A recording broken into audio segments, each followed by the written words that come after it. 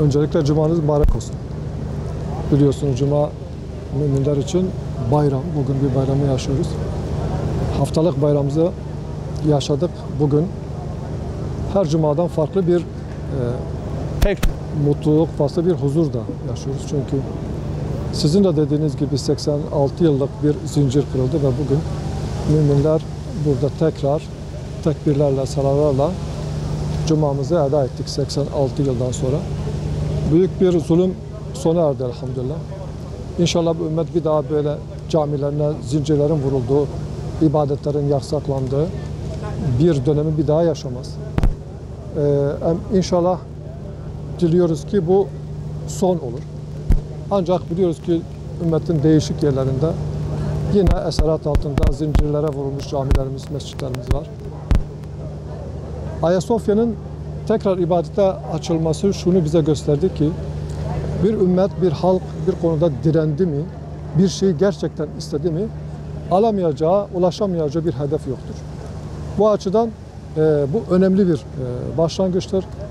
Biz ümit ediyor ve diliyoruz ki esaret altındaki ibadete kapatılan diğer mescitlerimizin, diğer ibadetgahlarımızın da tekrar ibadete açılması. Biliyorsunuz biz öyle bir coğrafyada yaşıyoruz ki şu anda biz kıbleye yöneldiğimiz zaman aramızda Kudüs kalıyor, Mescid-i Aksa kalıyor. Küçük bir sapmayla bizim coğrafyamızda Kars'tan Edirne'sine kadar kıbleye yönelen herkes aynı zamanda bir şekilde Kudüs'ü de arasına alıyor. Ve biliyoruz yine 100 yılı aşkın bir süredir Mescid-i Aksa'mız, Kudüs'ümüz esaret altındadır. Müminler gördü ki zincirler kırılacak, Ayasofya açılacak dediği zaman 86 yıl sonra bile olsa bu zincirler kırılabiliyor. Evet şu anda Mescid-i Aksa'mızın da üzerinde biraz değişik şekilde de olsa bir zincir var. Şu anda içinde namaz kılınıyor olsa bile Mescid-i Aksa yine etrafında zincirler var ve özgür değil. Ümit ediyoruz ki bugün bu mutlu günde Mescid-i Aksa'da inşallah bir gün aynı bu heyecanla, bu coşkuyla özgür bir Aksa'da biz namazı kılarız.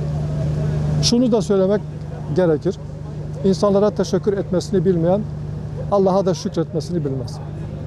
86 yıldır bu ülkede zincirler kırılacak ve Ayasofya açılacak dendi. Bu konuda büyük bedeller ödendi.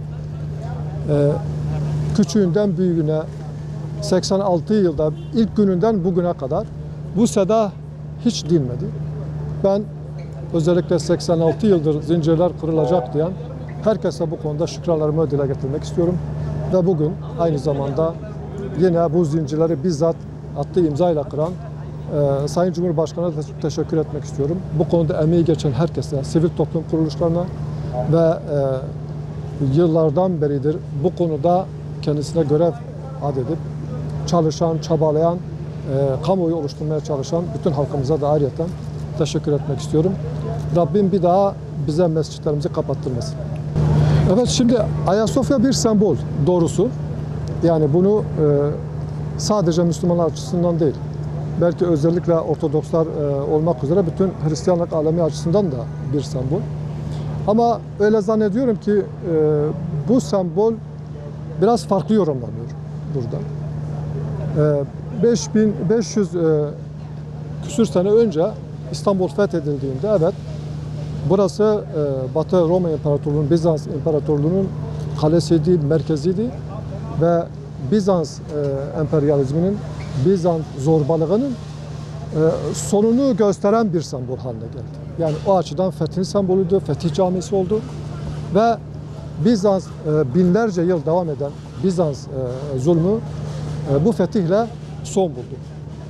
Ama 500 sene boyunca bu artık Ayasofya Camii Kebir olarak, yani ilk gün camiye dönüştükten sonra zamanın hukukuna göre ve zamanın şartlarına göre burası sıradan bizim onlarca yüzlerce camimizden bir cami olarak görevini ifa etti.